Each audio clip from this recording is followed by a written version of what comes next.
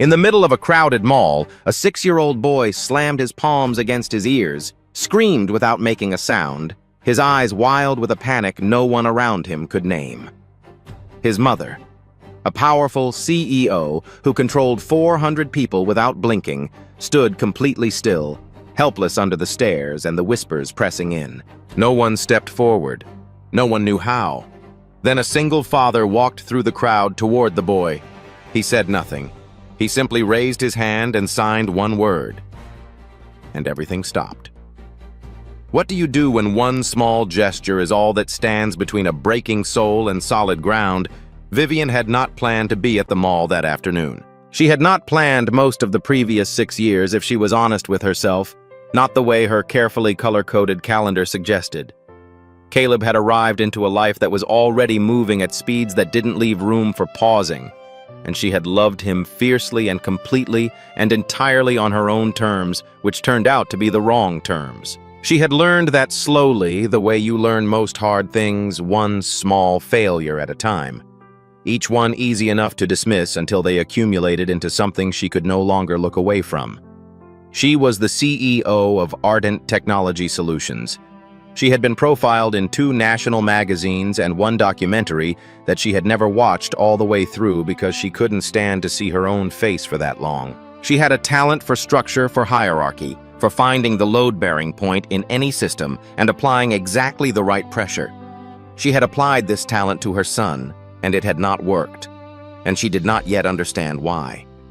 Caleb had been diagnosed with bilateral sensorineural hearing loss at 8 months old, profound permanent. The audiologist had used both of those words in the same sentence, and Vivian had absorbed them the way she absorbed all difficult information, with a very straight back and a pen in her hand writing things down, because writing things down gave her something to do with her hands when the rest of her wanted to come apart. She had enrolled him in the best early intervention program in the state.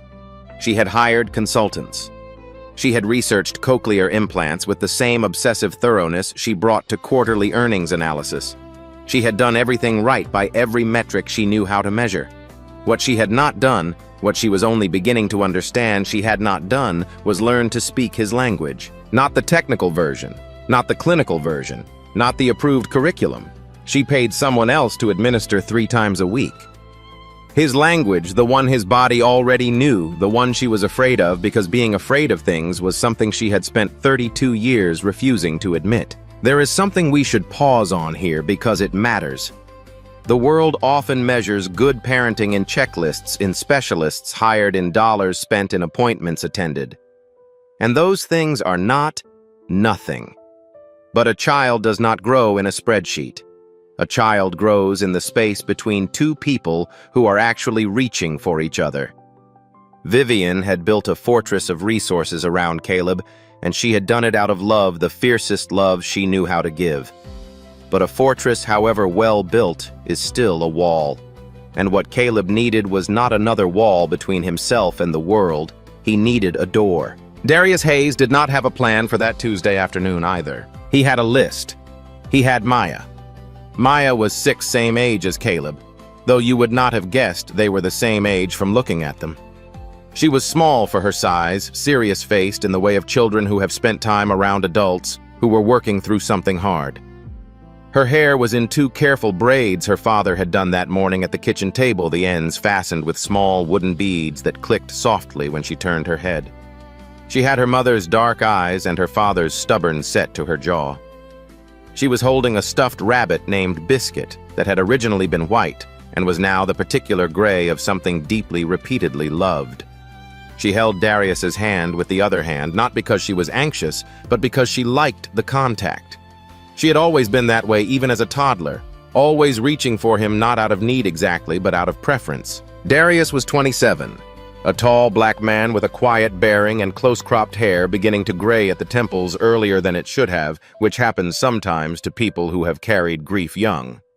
He worked maintenance for the Whitmore building downtown, the kind of job people described as unglamorous, which he had stopped minding years ago. He was tall and quiet in the way of people whose quietness was earned rather than given. And he had a particular quality of stillness about him that Maya had once described to her kindergarten teacher as, "Daddy waits for things." Her teacher had mentioned this to him at a conference, and he had thought about it for weeks. She was right. He had learned to wait. He had learned it the hard way. His wife, Simone, had taught American Sign Language at Lakeside Community College for 6 years before she died. She had been a dark-skinned woman with a loud, easy laugh and a habit of signing in her sleep, and the photograph of her that Darius kept on the nightstand was one where she was mid-sentence, hands caught in the middle of a word he could still read. Pancreatic cancer diagnosed in September, gone by February. The kind of timeline that turned the world into a different place without giving you any time to adjust. She was 24 when the diagnosis came and 25 when it ended, and she had been teaching Darius signs since their first date. Because she taught ASL the way some people breathe constantly, reflexively, as though language was too good to keep to only one group of people. By the time she died, he was conversational. By the time Maya was 3, he was fluent. He had kept going after Simone was gone, partly for Maya, partly because stopping felt like a betrayal, and partly because he had discovered that it kept her close to him in a way nothing else quite did. He was not thinking about any of this when he heard the shift in the crowd near the north entrance. He was thinking about whether the hardware store would still have the specific size of hex bolt he needed, and whether Maya would want the teriyaki place or the sandwich shop for an early dinner. Then Maya's grip on his hand tightened and he followed her gaze. He saw Caleb first, the rocking the pressed palms against ears, the silent open mouth. He had seen it before, not in person, but Simone had described it, explained it, the sensory overload that could overwhelm a deaf child in a loud public space. Not because the noise was too loud for them, but because the vibration, the light changes, the sheer volume of physical stimulation had no coherent frame to contain it. He had asked her once what it felt like, and she had said, "Imagine being fluent in a language and suddenly every sentence coming at you simultaneously, all at the same volume with no pause between words. Imagine not being able to turn down the signal." He stood still for a moment watching. He saw the mother rigid pale, her hand extended toward the boy and then pulling back extended again, helpless in the particular way of someone who has more resources than she has ever needed and has just encountered the one thing resources cannot fix. He saw the security guard approaching with his official problem face. He saw the phone going up in someone's hand. "Daddy," Maya said quietly. She wasn't asking him to do anything. She was just telling him what she saw. "He's scared." "I know," Darius said. He let go of her hand. "Stay right here." He walked toward them, not quickly, not with urgency. He had learned watching Simone work with students that urgency was its own kind of noise, that a body rushing toward a frightened person sent a signal before any words could, and the signal said, "Something is wrong. Something is very wrong. You are right to be afraid." He moved the way water moves when it isn't in a hurry. He crossed the distance between himself and Caleb without looking at Vivian at all, without slowing, without making eye contact with anyone in the crowd. He simply arrived, and then he knelt. He knelt until he was below Caleb's eye level, not at it, below it, looking up. Caleb was still rocking, still pressing his palms to his ears, but his eyes, which had been fixed on nothing, moved. They found Darius not because Darius had done anything, but because Darius had stopped doing anything, and in a space full of motion stillness was the loudest thing there was. Darius waited until Caleb's eyes focused.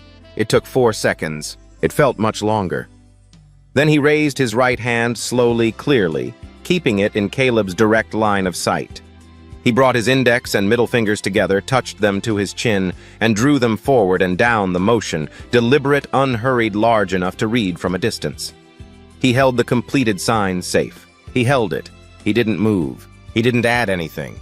No smile, no nod, no supplementary gesture, just the word, just the single claim offered to a child who had never met him in the only language that could reach him in that moment. Caleb's rocking slowed. It didn't stop immediately. The body doesn't work that way. It takes time to climb down from the edge of overwhelm the same way it takes time to stop shaking after a near miss. But the rhythm changed. The frantic back-and-forth compression eased into something smaller, something less desperate. And Caleb's hands came down from his ears by degrees, like someone testing whether the air was safe to breathe. His eyes didn't leave Darius's hand. Darius signed it again, same pace, same size. Safe. Then once more, and this time he kept both palms open, both of them saying the same thing in unison, a kind of doubling down, a kind of, I mean it. The crowd had gone still without anyone deciding to go still. These things happen sometimes. A pocket of genuine silence opening inside all the noise, a moment when something real enough and quiet enough cuts through the ambient din of modern life and makes people briefly pay attention to something other than themselves. Caleb's hands moved. He copied the sign imprecise. His fingers didn't quite have the angle right, and his motion was jerky where Darius's had been smooth, but it was the sign, unmistakably the sign reproduced by a 6-year-old boy on the floor of a mall who had never met the man in front of him, reaching for the one word being offered: safe. Vivian made a sound she immediately suppressed. She pressed her hand over her mouth. Her eyes were dry, but just barely, and something behind them had changed in the way things change when something breaks that you didn't know was under pressure. The security guard had stopped. He stood 3 feet away with his hands loose at his sides, and he didn't know what he was watching, but he understood that whatever it was not a situation that needed him. Darius held the sign for another few seconds after Caleb copied it. Then he lowered his hand very slowly and waited. Caleb watched the hand go down. His breathing was audible now, the deep, effortful breathing of someone coming back to themselves, the inhale, hold, exhale of a body reconsidering its emergency. He looked at Darius. Darius looked at him. After a moment, Caleb unfolded from the floor, not dramatically, just the practical business of a small boy standing up using his palms to push himself upright, brushing something invisible from his knee, with the absorbed attention of a child who has already half forgotten the state he was in 30 seconds ago. Darius stood up too. He did not say anything to Vivian.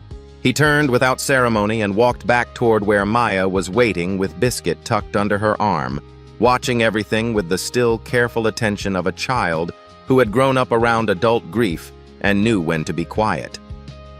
Vivian came after him. "Excuse me," she said.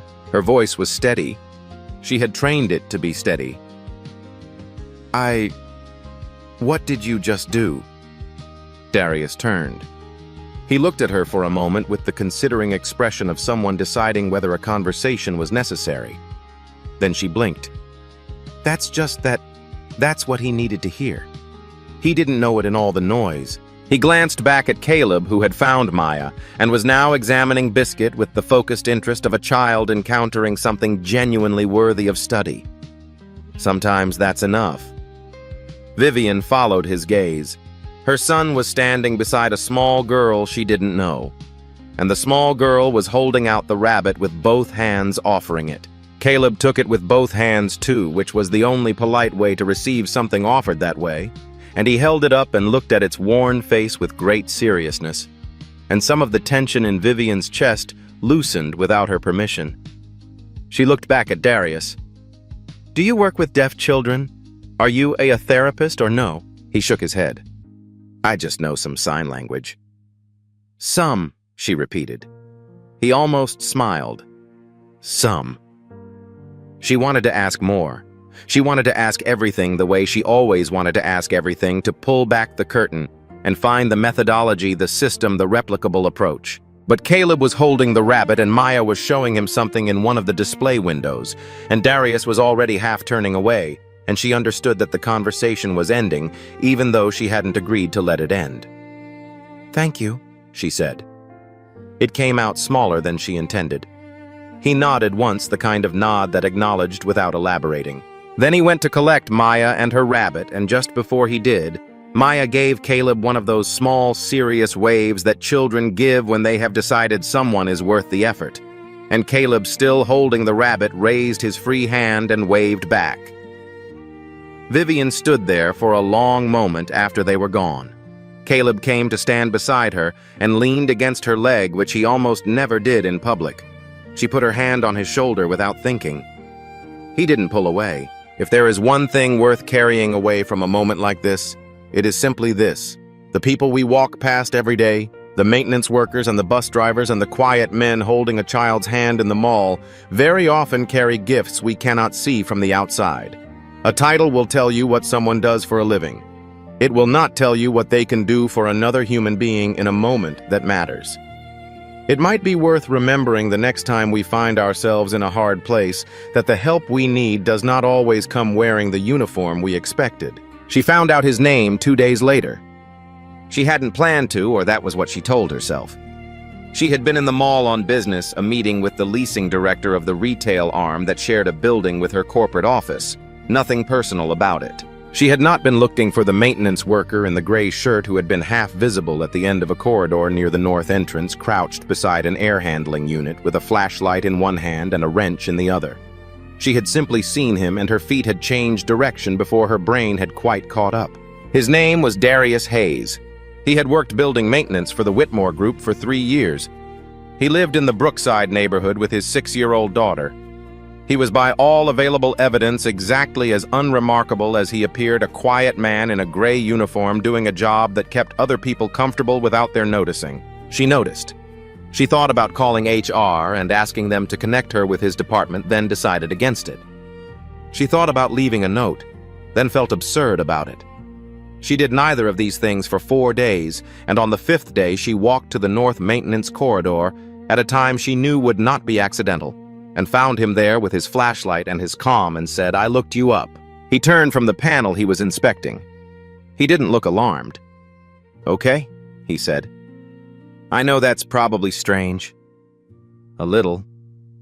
She had prepared 3 separate approaches to this conversation during the drive over. None of them had accounted for someone who simply said things back to her without embellishment. She pressed forward. "I wanted to ask, Caleb has been asking about you, about the man who said safe." "He said it to his speech therapist." She paused. "He never just volunteers language like that." Darius set down the flashlight. He was looking at her with the same quality of attention he had turned on Caleb in the mall, not searching, not analyzing, just present. It was slightly unnerving. "I'm glad he's talking," he said. "I'd like to understand what you did, how you knew to do that." She was aware of how this sounded clinical, transactional, and she couldn't quite help it. "I've been working with specialists for 3 years, therapists, consultants. Nobody has..." He's never responded like that in the middle of a meltdown. Nobody has been able to reach him that quickly. Darius was quiet for a moment. When he spoke, he didn't answer the question she'd asked. He answered the one underneath it. "My wife was a sign language teacher. She died when our daughter was 2. He said it without particular weight, not like something he was over, but like something he had learned to carry so that it no longer required 2 hands. "I learned ASL because she taught me. I kept learning after she was gone. Caleb, I could see what was happening. I knew what he needed." Vivian was quiet. She had been expecting a credential. She had gotten something else entirely. "I'm sorry," she said, "about your wife." "Thank you." She looked at her hands. She had a proposal, rehearsed hourly rate, flexible schedule, clear scope of work, and looking at him now, she understood that she had misread the situation badly enough to be embarrassing. She said it anyway because she had never been good at abandoning a plan midway. "I'd like to hire you as a support specialist for Caleb. I can pay well above market rate for anyone in the know." She stopped. "I'm not a therapist," he said. "I'm not a teacher. I'm a maintenance tech who knows some ASL." He picked up the flashlight. "What Caleb needs isn't a specialist. What he needs is someone to actually learn his language." And that he looked at her directly, not unkindly. "That's something you have to do yourself. Consider for a moment what just happened in that corridor. A woman with enormous power had offered a man with very little of it a great deal of money. And he had said no.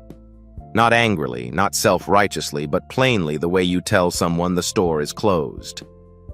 We live in a world that quietly teaches us that almost any problem can be solved by paying the right person to solve it. Sometimes that is true. But there is a category of problem for which the only possible solution is our own attention, our own time, our own willingness to be uncomfortable in the service of someone we love.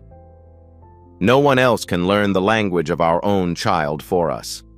That work belongs to us, or it does not get done. The thing about being told no was that Vivian was not accustomed to it. She had people around her who disagreed, who pushed back, who offered alternatives with the carefully diplomatic hedging of employees who had something to lose. She did not have people who looked at her and simply refused without cruelty and without apology, as though her offer were not a compliment she was conferring but a responsibility she was trying to outsource. She drove back to her office and sat in the parking garage for 11 minutes before going upstairs. Caleb talked about the man who said safe for a week and a half. He brought it up at breakfast, signing it in the approximate way he had learned in the mall, correcting himself against some internal memory of the motion. He signed it to his therapist. He signed it to Vivian once, looking at her with the particular directness of a child who was asking a question without having the words for the question yet. And she had signed it back to him badly, the shape all wrong, the motion choppy, and he had watched her hand and then patiently, without frustration, shown her again. She looked it up on her phone that night. She found 3 different videos. She watched all of them. She practiced in the bathroom mirror until her hand hurt. The company's annual partnership summit was in the 3rd week of October, held at the Ardent headquarters on the 14th floor, which had floor-to-ceiling windows and a view that made new clients go quiet in a satisfying way. Vivian had planned to leave Caleb with his au pair for the evening, but the au pair had a family emergency, and the backup arrangement fell through, and by 2 o'clock in the afternoon, she had exhausted her alternatives and made the decision she should not have made. She would bring him. He had been through events before. He would be fine. He was not fine. By 7:30, the lights were at full commercial brightness. There were 64 adults in a space designed to impress rather than comfort. The ambient noise level had climbed steadily for 2 hours, and Caleb was in the corner near the secondary bar, holding both ears and rocking. And the rocking was the kind that meant the threshold was close. Vivian crossed the room in 15 seconds. She crouched in front of him the way she had watched Darius crouch lower than eye level, looking up, and Caleb's eyes found her frantic, asking a question she didn't have the answer to. She thought of Darius. She thought of the mall, and the stillness, and the single word offered into the noise like something solid to hold on to. She raised her right hand. She brought her fingers together, touched them to her chin. She had practiced this badly in a bathroom mirror at 11 o'clock at night in her home and drew them forward and down. She held it. Her hand was not steady. The angle was probably wrong. Caleb's rocking slowed. She did it again. He watched her hand. She watched his breathing. The second time, she kept her eyes on his face and not on her own hand, and something about that made it different, made it less like a technique being deployed and more like a thing being said. Caleb's arms came down. He leaned forward and put his forehead against her shoulder, and she put her arms around him, and he didn't push her away. Around them, 64 professionals in evening wear went quietly about the business of networking, and none of them knew what had just happened in the corner by the secondary bar, and it didn't matter that they didn't know. Vivian was crying. She didn't notice for a moment, and then she did, and she didn't stop. She texted Darius that night. After Caleb was asleep, she had gotten his number from HR, under a pretext she now found embarrassing. She typed and deleted 4 different messages and sent the 5th one. Caleb signed safe to me tonight. I signed it back. He stopped. I don't know what I'm doing, but I need to learn not to hire someone to learn myself. If you're willing to help me understand not as an employee, I'd appreciate it. He didn't respond that night. She hadn't expected him to. And she lay in the dark for a while, looking at her phone, and then put it face down and went to sleep. In the morning, there was one line. I can show you some things for Caleb's sake. No hourly rate. She almost typed back to argue about the rate. She stopped herself. She typed, thank you. Then she put the phone down and went to make breakfast. There is a particular lesson buried in that exchange of text messages that I want to name out loud gently because it is easy to miss. Vivian had to do 2 hard things at once. She had to ask for help, and she had to ask for it without trying to control the terms of the help being given. Those are 2 different kinds of humility, and most of us find one of them much harder than the other. The world rarely asks us to stop being the boss of a moment. But children and love and language and grief, they ask us that all the time. We would do well to practice saying thank you, and then simply letting the gift be what the giver meant it to be. They met at a park neutral ground on a Saturday morning when the light was low and thin, and the benches were cold enough to keep the space mostly empty. Darius brought Maya, and Maya brought Biscuit, and Caleb met Biscuit again, as though greeting an old friend with the solemn handshake energy of a child who takes these things seriously. Darius brought a notebook, actual paper, which Vivian noted with the faint surprise of someone who associated paper with a previous era and opened it to a page of hand-drawn sign diagrams with annotations in a small, precise handwriting. "These are the ones most useful for meltdown intervention," he said. "Not commands, not instructions, statements. Things that tell him where he is not what to do." Vivian looked at the page. Safe. Calm. Here. With you. "I see you. I see you," she said. She looked up. "That one especially." Darius nodded. Kids like Caleb, they spend a lot of time in a room full of people who are looking at them without seeing them. The sign doesn't just mean "I see you" visually. In context, it means "I know you're here and I'm not going anywhere." She wrote it down. He showed her the shape. She tried it 3 times the last time correctly, and when she got it right, he sat there in a simple, factual way that was somehow more sustaining than praise. Caleb and Maya were on the climbing structure conducting what appeared to be a negotiation with stakes only they fully understood. Caleb was signing something Vivian couldn't parse, and Maya was responding in the approximate good faith, ASL, of someone who had grown up adjacent to the language without being raised in it, and they were getting along fine. More than fine, they were getting along with the easy fluency of children who have found a frequency that works. "How did Maya learn?" Vivian asked. "From Simone first, then from me." He paused. "She picks it up faster than I do. She always has. Something about the way kids are wired." Caleb's therapist says the same thing, that his capacity to acquire language is still very high at his age, that every month matters, that every month learns something new. He said it plainly, without the gentle evasion she was accustomed to from professionals trying to manage expectations. It doesn't have to be fast, it just has to be consistent. She looked at the notebook page. "Are you always this direct with people?" He thought about it. "I'm usually quieter than this." She almost smiled. It arrived and departed quickly, like something she wasn't quite ready to sustain. The Saturdays continued.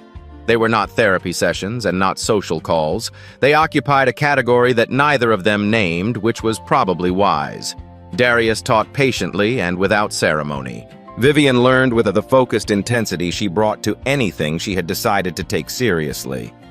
Caleb progressed with the unstoppable speed of a child who had been waiting for someone to meet him where he lived. His signing became more precise, his emotional regulation measurably more stable, his meltdowns less frequent and shorter in duration when they came. One Saturday in November, Maya taught Caleb 17 signs in 40 minutes, inventing a game that involved naming every object on the playground. Vivian watched from the bench and Darius sat beside her, and neither of them spoke for a while, which was its own kind of communication. It was time. "She would have loved him," Darius said. He meant Simone. He said it without looking away from the children. Vivian understood what he was offering in saying it, not a bid for sympathy, but a context, a piece of the story that explained how he had become who he was.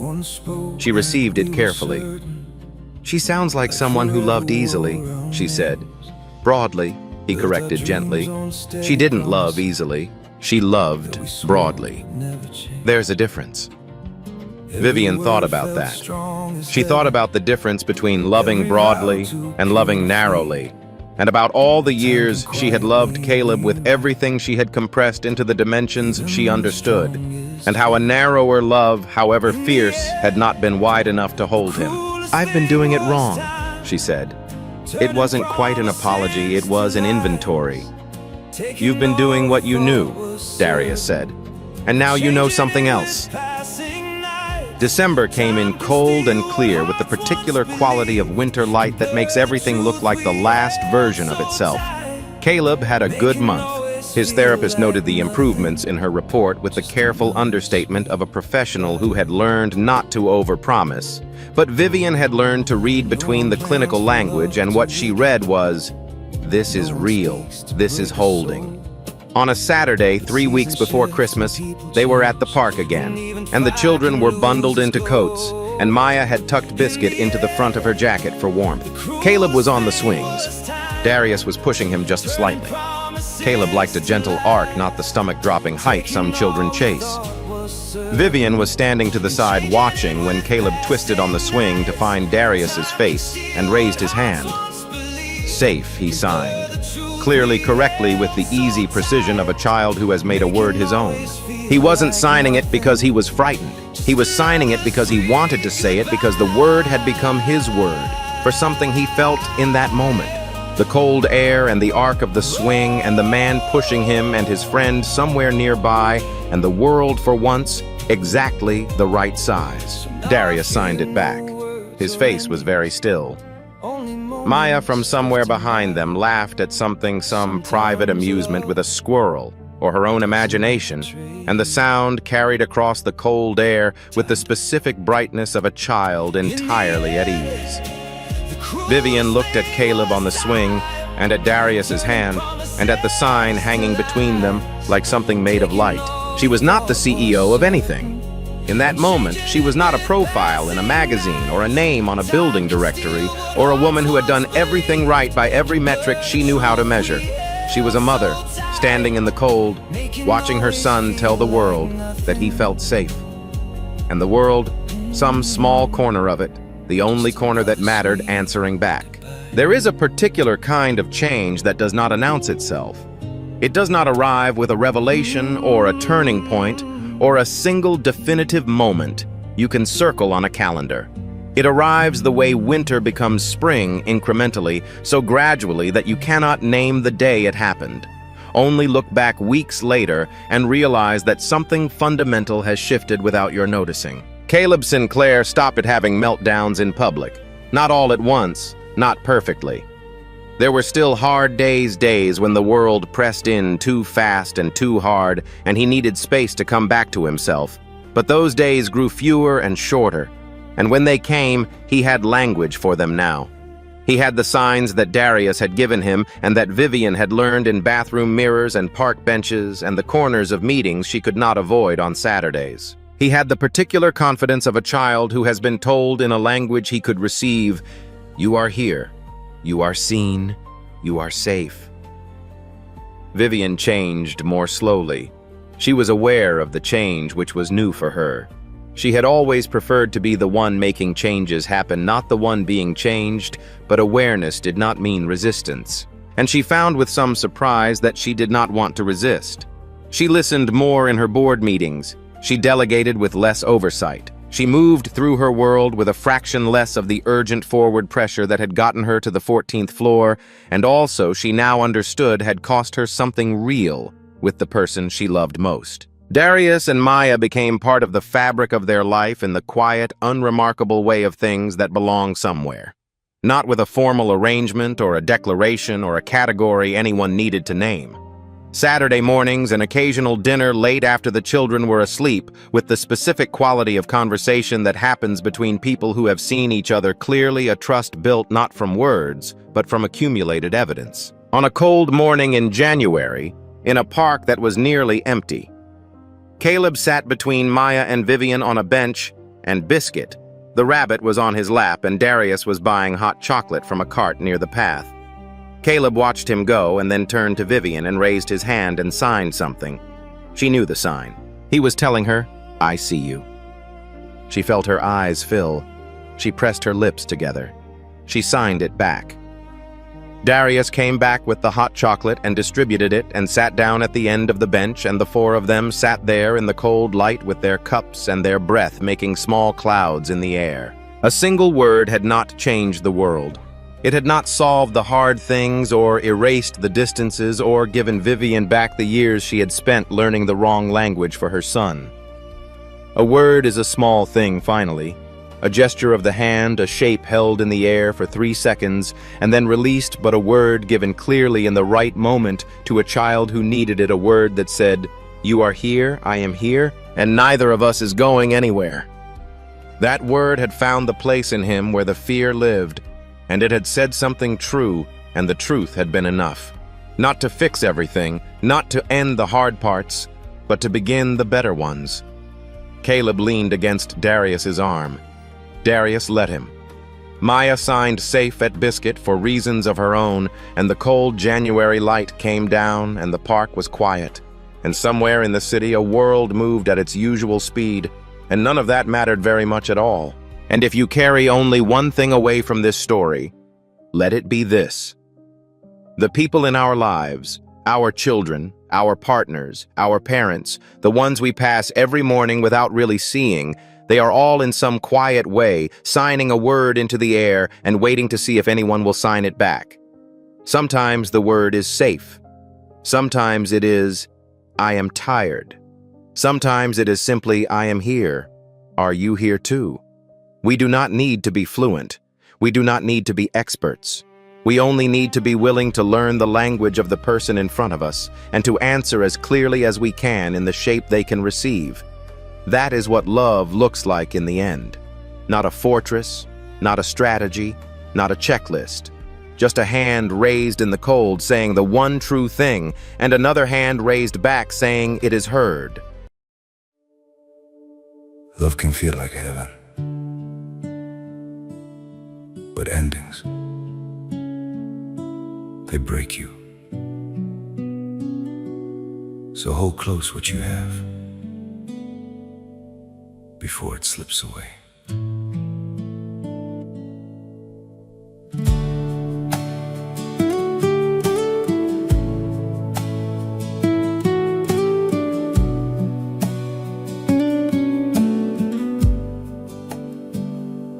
Love begins like morning sunlight, soft and warm upon your skin, filling empty spaces gently, teaching broken hearts again. You don't always see its value while it's resting in your hands, till the silence takes its place and you finally understand. Love can make your whole world beautiful, but goodbye can bring you down. So cherish every heart beside you before it's nowhere to be found. Hold on tight to what you're given. Don't let true love slip away,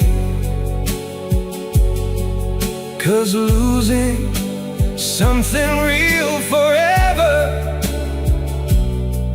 hurts more than words can say.